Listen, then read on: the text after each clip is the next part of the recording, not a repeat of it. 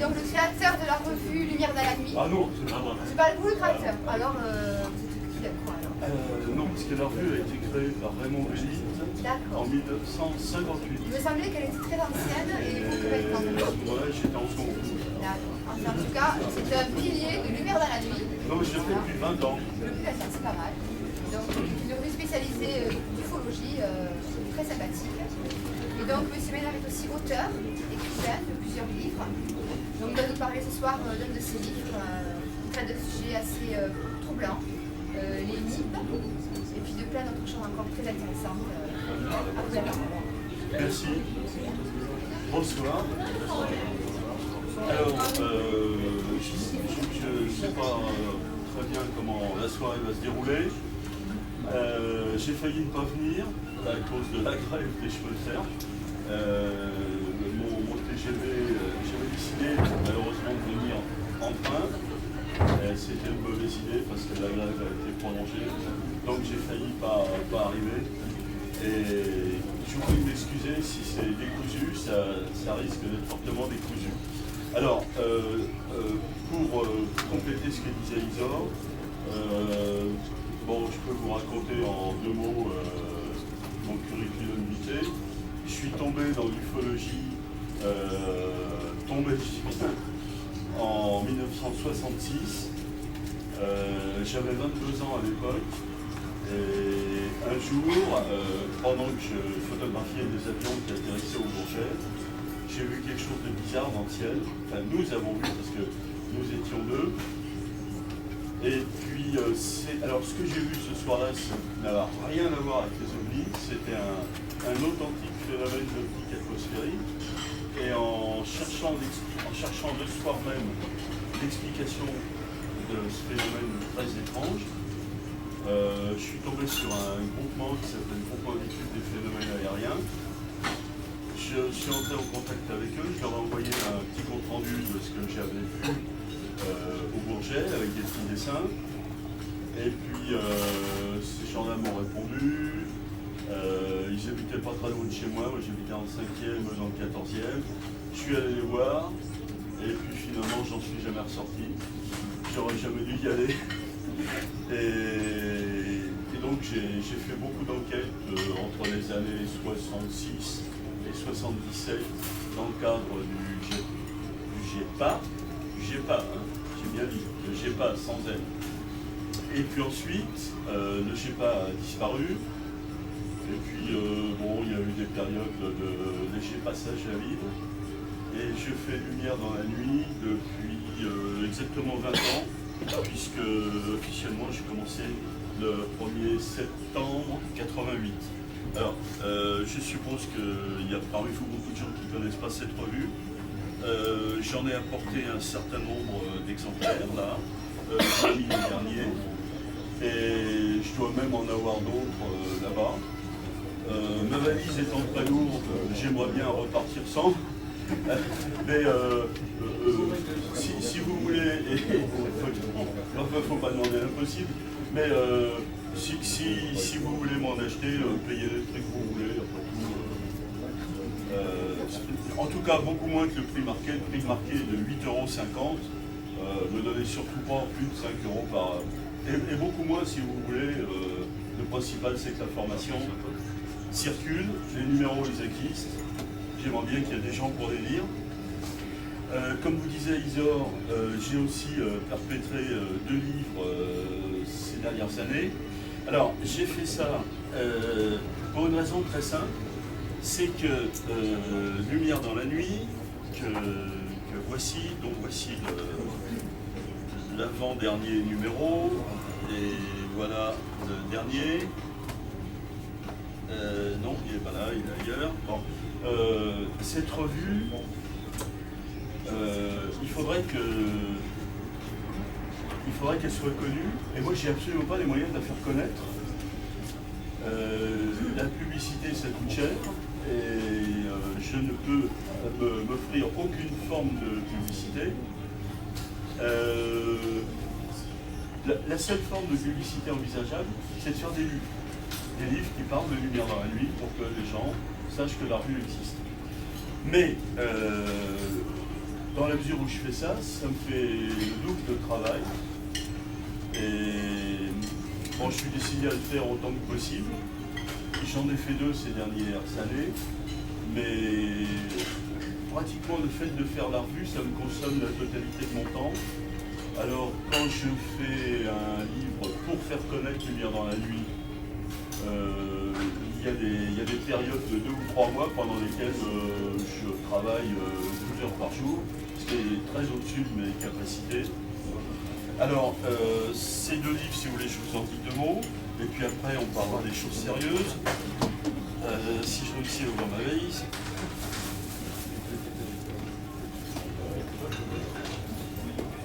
En 2005, j'ai fait ce petit bouquin qui s'appelle Men in Black. Le sous-titre, c'est L'étrange affaire des hommes en noir et des ovnis. Alors, je vous dis 2 mots de la genèse du bouquin. Madame Dubois, qui est la directrice des éditions Le Mercure dauphinois, qui s'était abonnée à Lumière dans la nuit parce que ça intéresse aux ovnis, m'a téléphoné un jour en me demandant si je voulais pas lui faire un bouquin sur les MIB. Les MIB, c'est-à-dire les hommes en noir. Alors, moi, j'avais pas du tout ça dans mes projets. Je lui ai dit, alors c'est très gentil de me proposer ça, mais il y a d'autres sujets que je connais mieux et qui sont moins scabreux, moins effrayants. Donc, je pourrais vous faire quelque chose, si vous voulez, sur le 5 novembre 90 ou sur les RR3 françaises. Et elle me dit, oui, mais moi, ce que je vois, c'est un livre sur les MIB. Alors, je lui ai dit, oui, mais moi, je connais mieux les RR3 françaises ou le 5 novembre 90. Et elle me redit, mais moi, je voudrais un livre sur les MIB. Alors, bon, au bout de 2 ou 3 fois, j'ai dit, OK. Et donc, j'ai fait ce livre. Il se trouve que j'avais côtoyé d'assez près quelques histoires de MIB en France. Si vous voulez, je vous en dirai un mot tout à l'heure. Mais c'est pas mon sujet favori parce que c'est des histoires qui ont l'air complètement folles. J'ai des raisons personnelles, si vous voulez, je vous raconterai. J'ai des raisons personnelles de considérer que les histoires de MIB ne sont pas des blagues. Mais par contre, ça a l'air d'en être. Alors, si on travaille trop sur ce sujet-là, on risque de passer pour des farfelus, d'autant plus qu'il y a des gens qui ne demandent qu'à nous faire des réputations et qui s'y occupent à plein temps. Alors, moi je préfère, dans Lumière dans la nuit, je préfère de plus en plus mettre l'accent autant que possible sur ce que j'appelle les cas solides, c'est-à-dire les histoires d'ovnis dans lesquelles il y a des témoins multiples. Alors, plus il y en a, mieux c'est. Surtout s'ils sont identifiés. Si c'est des témoins allégués que personne ne connaît, dont on ne connaît même pas le nom, ça compte pas beaucoup. Mais des témoins connus, identifiés, assez nombreux, si possible, des effets physiques ou des traces physiques. Et puis, troisièmement, des documents qui attestent de la réalité des faits. Alors moi, je préfère travailler avec ces choses-là, parce que tous les gens qui s'emploient depuis une trentaine d'années à déglinguer l'ufologie en France, sur certains de ces cas-là, moi je les attends, ils peuvent venir, là je n'ai pas peur. Par contre, si on part de sujets comme les MIB, il va être assez facile de nous tourner en dérision. Moi je suis sincèrement convaincu, si vous voulez, je vous dirais que le sujet des MIB, par exemple, n'est pas ridicule, mais par contre, il a l'air de l'être. Et donc, c'est pas confortable de traiter ce sujet-là. Plus le temps passe, plus les années passent, plus j'ai envie de mettre le paquet sur les observations solides, témoins multiples, effets physiques, documents à l'appui. Alors, il y a une autre raison, à mon avis, il y a une autre raison pour faire un effort maximal sur ces observations solides, c'est que entre nous qui sommes ici ce soir, et puis par exemple les gens qui sont à l'étage en dessous, il y a un énorme fossé. Il y a un fossé d'incompréhension total. je ne sais pas qui est en dessous, mais ou de l'autre côté de la rue, si ces gens-là savaient de quoi on est en train de parler, ça leur ferait tout drôle. Alors, il me semble que pour faire évoluer peut-être la situation dans le bon sens, il faudrait essayer de combler un petit peu ce fossé. Je crois qu'il est utile socialement de s'adresser aux gens qui ne connaissent pas le problème pour essayer de leur faire un petit peu comprendre. Alors les observations solides, comme 2 ou 3 dont je voudrais vous parler tout à l'heure, si on parle aux gens de ces observations solides, ils vont peut-être comprendre, sûrement pas tous. Mais il y en aura qui vont se dire, bon sang c'est vrai, il y a plein de témoins, il y a eu des effets physiques, et il y a des documents qui prouvent que ça s'est vraiment passé comme ça. Et puis en plus, si j'essaye de vérifier, ben, je me perçois que c'est vrai. Les gens, dans une certaine mesure, on peut les retrouver, on peut les rencontrer, on peut recueillir leurs témoignages, les documents, on peut les consulter. Donc c'est pas des courants d'air, il y a vraiment quelque chose. Si on parle aux gens de cas solides, on peut peut-être élargir un peu, enfin, rétrécir plutôt le fossé d'incompréhension qu'il y a entre nous et puis tous les gens qui pensent que les ovnis c'est de la blague et qui sont, ne nous faisons pas d'illusions, une grosse majorité de la population. Donc, je voulais vous dire ça. Alors ensuite, plus récemment, j'ai fait un autre livre, toujours dans le but de faire connaître Lumière dans la nuit. Alors, là aussi je l'ai fait parce qu'on m'a proposé de le faire. Sinon, il ne sera pas encore commencé. Mais c'est pratiquement l'éditeur qui m'a proposé de faire un bouquin. Alors, j'y ai commis fin 2007. J'y ai passé tout le dernier trimestre 2007. J'ai fait ce livre qui s'appelle Vérité et mensonges sur les ovnis, tout simplement parce que, étant donné que je suis plongé je suis plongé dans l'ufologie depuis 42 ans, mais j'y suis plongé 24 heures par jour depuis 20 ans. Et il y a une chose que j'ai beaucoup de mal à supporter, c'est les mensonges qui circulent à propos des ovnis. Je suppose que la plupart d'entre vous ont vu des émissions de télévision scandaleusement mensongères. Ça, on peut en parler longtemps. Moi, ça m'agace prodigieusement. Donc, j'ai voulu aborder un petit peu seulement, je vais vous dire pourquoi, la question du mensonge sur les ovnis, j'y arriverai. Alors, un petit peu seulement parce que j'ai pas voulu attaquer les menteurs. Hein, les menteurs, ils existent, ils ont des noms. Vous les connaissez peut-être, moi je les connais aussi, on est d'accord. Bon. Je ne veux pas rentrer dans des polémiques avec ces gens-là, parce que déjà, se disputer avec des gens qui sont de bonne foi, c'est pas marrant, mais se disputer avec des menteurs, j'aime mieux faire autre chose. Donc, j'ai essayé, et puis en plus, il n'y a pas d'espoir de leur tordre le cou, parce qu'ils sont 15 fois plus nombreux que nous, infiniment plus structurés que nous, et ils ont des relations que nous n'avons pas. Donc on est tout petits et eux sont assez balèzes. Donc dans ces cas-là, on ne peut peut-être mieux pas chercher la bagarre.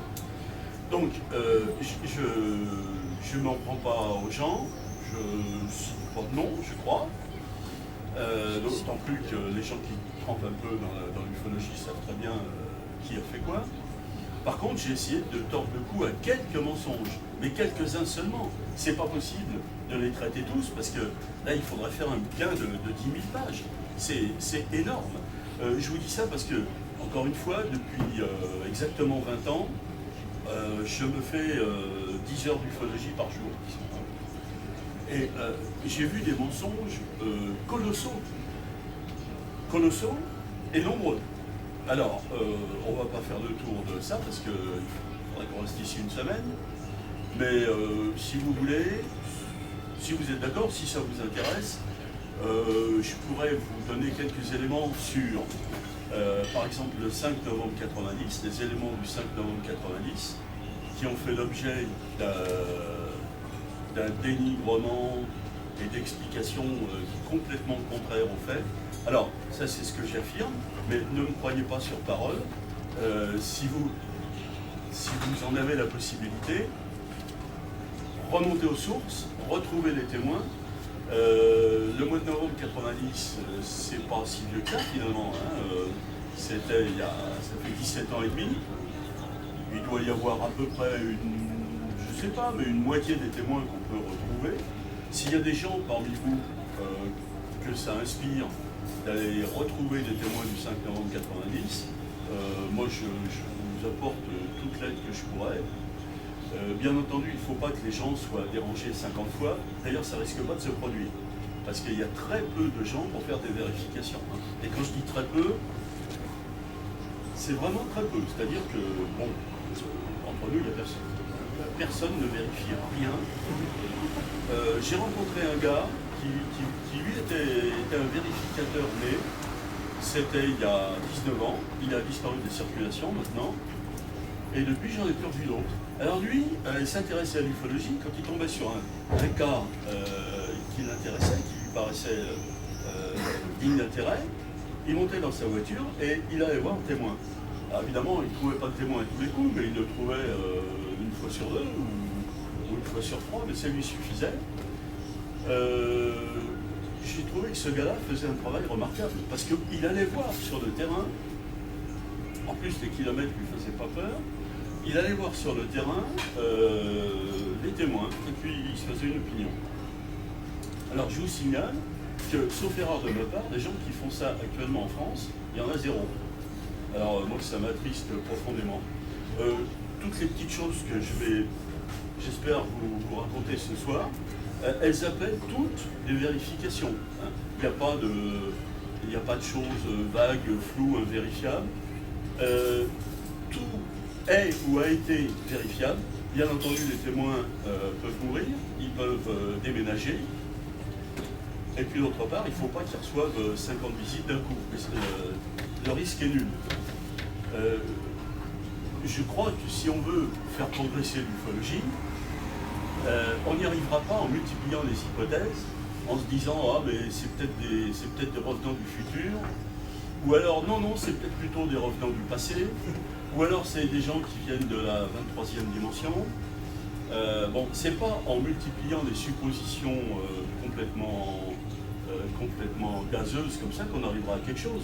Je crois qu'il serait beaucoup plus intéressant qu'on fasse des vérifications, qu'on fasse le travail sur le terrain, travail qui se faisait par exemple dans les années 70. Il y avait du monde à ce moment-là qui travaillait. Maintenant, il n'y a pratiquement plus personne. Les gens rêvassent, discutent, et puis terminé. Le boulot concret, il se fait un peu, mais il ne se fait pas suffisamment.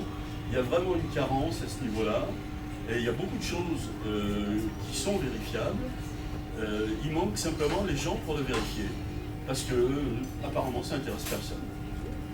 Donc, je vais peut-être vous dire, je vais vous citer quelques exemples de mensonges colossaux. Alors, il y a les mensonges qui ont occulté les événements du 5 novembre 90. Et puis, je vais vous citer... Ah oui, alors, un autre exemple. Dans une émission de télévision, il y a environ 2 ans, je ne sais pas ce que vous pensez des émissions de télé sur les ovnis, mais moi je ne vais pas vous dire ce que j'en pense, hein, parce que ça ne peut pas se dire en public. Bon, je me souviens d'une émission de télé il y a 2 ans où il y avait un grand spécialiste de la question qui est invité à toutes les émissions de télé sur les ovnis, hein, sur toutes les chaînes, la 1, la 2, la 3, la 4, la 5, toutes, c'est lui à tous les coups. Alors, dans cette émission, ça devait être en 2007, la personne qui l'interviewait lui a dit mais ces choses-là, est-ce que c'est dangereux? Est-ce que ça présente des risques? Et l'individu en question a dit alors il a fait la réponse suivante, que je vous cite de mémoire, hein, mais à 2 mots près, ça doit être ça. Il a répondu oh, oui, peut-être. Oui, il y a eu une histoire d'un type en Amérique du Sud qui serait fait brûler par un rayon, mais tout ça, on ne peut pas le vérifier. Voilà, la réponse, ça a été ça. Alors, ça, c'est un mensonge caractérisé. Il n'y a pas d'autre mot. Dire ça, le dire à son voisin, c'est déjà pas beau, mais le dire à la télé, c'est très vilain, parce que c'est complètement contraire à la vérité. Alors, pour vous donner une idée de la situation, j'ai refait cette petite liste que voici. J'ai refait ça avec ma photocopieuse. Vous avez là une liste de 108 cas de personnes qui se sont fait amocher d'une manière ou d'une autre par le phénomène OVNI. Ça représente tout ce que j'avais trouvé sur la question à l'époque où j'ai fait les numéros 339 et 344, c'est-à-dire dans le milieu des années 90. Si on refaisait le travail maintenant, au lieu de 108 cas, on en aurait à peu près 183, 184 ou 185.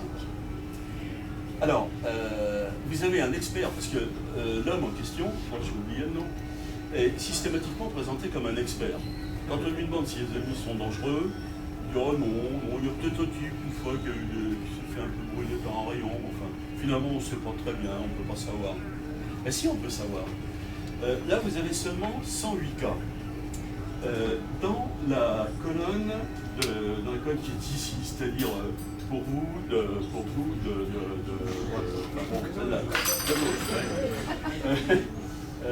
y a la date. Non, il y a le lieu. Dans la colonne suivante, il y a la date. Là, il y a le détail des dommages subis par les personnes. Alors, comme vous ne pouvez pas avoir ma liste d'ici, je vais vous citer quelques exemples, vous allez voir que ce n'est pas rigolo du tout. Dans la colonne suivante, vous avez le nom des victimes, et peut-être la chose la plus importante de tout, dans la dernière colonne, vous avez les sources, qui sont des sources qu'on peut trouver et qui appellent autant de vérifications. Ce petit boulot-là, ça peut être, pour qui souhaiterait le faire, ça peut être la base de départ de 10 ans de boulot. Enfin, 10 ans, pas forcément, peut-être moins que ça. Mais, parce que des sources, il n'y en a pas tant que ça, finalement. Mais il y a de quoi vérifier pendant des mois, je vous assure. Et si vous faites la vérification, si vous voulez le faire, dites-le moi, je vous donnerai tout ce que je peux. Ben vous apercevrez que, malheureusement, c'est pas bidon, que des gens qui ont vu ces choses-là de près, et même dans un cas ou deux d'assez loin, ont subi des dommages graves. Alors moi je suis scandalisé de voir quelqu'un qui est présenté comme un expert dire à la télé, sur une chaîne du service public, qui plus est, que oh ben non, les ovnis, non, c'est pas dangereux, c'est pas invérifiable. Non, c'est pas invérifiable. Alors, je vais vous citer quelques exemples, vous allez voir si le sujet est anodin et si le mensonge est innocent. Alors, il se trouve que parmi les 108 cas qui sont là, il y en a quasiment la moitié qui sont produits au Brésil. Alors, pourquoi au Brésil? Je sais et je ne sais pas. Je ne sais pas fondamentalement pourquoi ça a l'air d'être si méchant que ça au Brésil. Mais il y a quand même des éléments de réponse, parce qu'il y a deux livres, des livres dont l'un surtout est remarquable, puis l'autre est pas mal non plus, qui nous renseignent là-dessus. Moi, ce qui m'a incité il y a 12 ou 15 ans à m'intéresser à ce que j'appelle des cas de dommages aux personnes, c'est la lecture d'un livre américain qui s'appelle UFO Danger Zone de Bob Pratt. Alors évidemment le livre est en anglais, il est peut-être pas extrêmement facile de se le procurer aujourd'hui.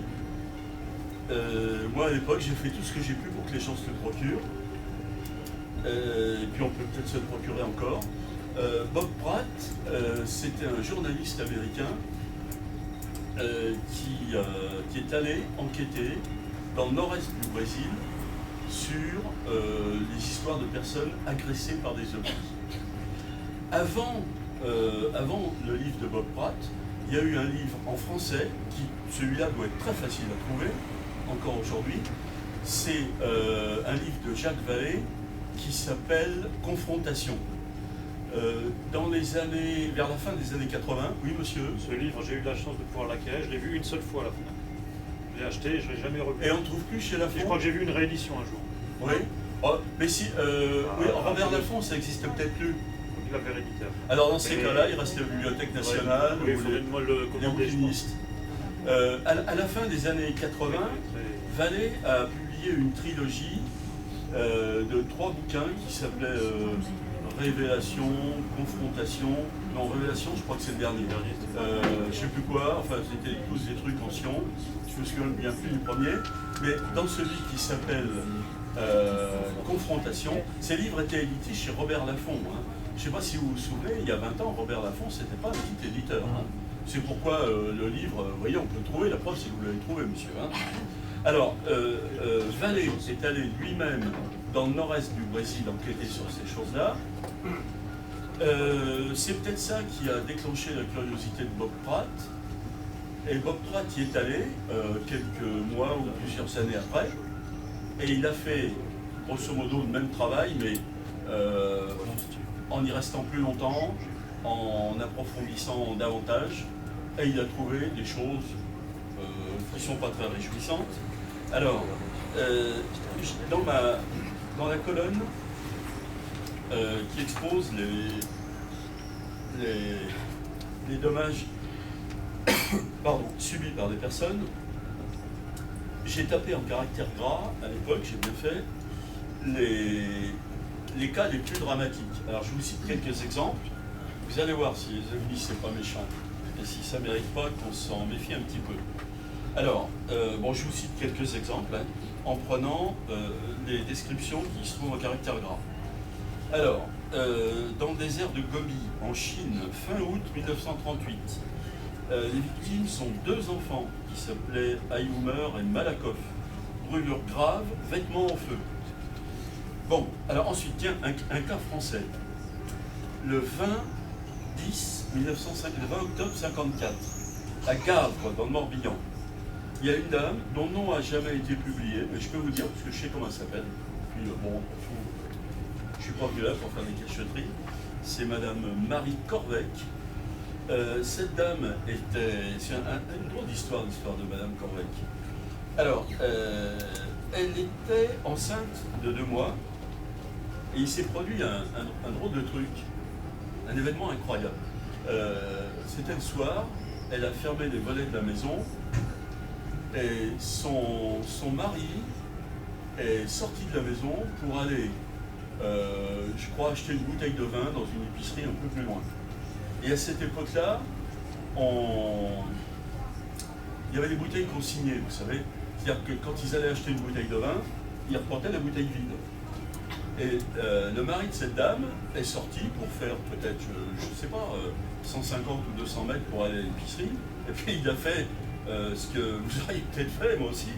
Il a mis son doigt dans le goulot de la bouteille vide, et puis il est allé là-bas en s'amusant à balancer la bouteille vide. Vous voyez ce que je veux dire? Et à un moment, il a entendu un sifflement, et la bouteille s'est cassée au ras du goulot, et est tombée par terre. Il n'avait plus que le goulot dans le doigt. Alors il s'est demandé ce qui se passait, puis finalement il a été acheter sa bouteille, et quand il est rentré chez lui, sa femme lui a raconté alors un truc complètement fou. Avec des histoires comme ça, on risque pas de faire progresser l'ufologie. Mais bon, je vous raconte quand même en 2 mots.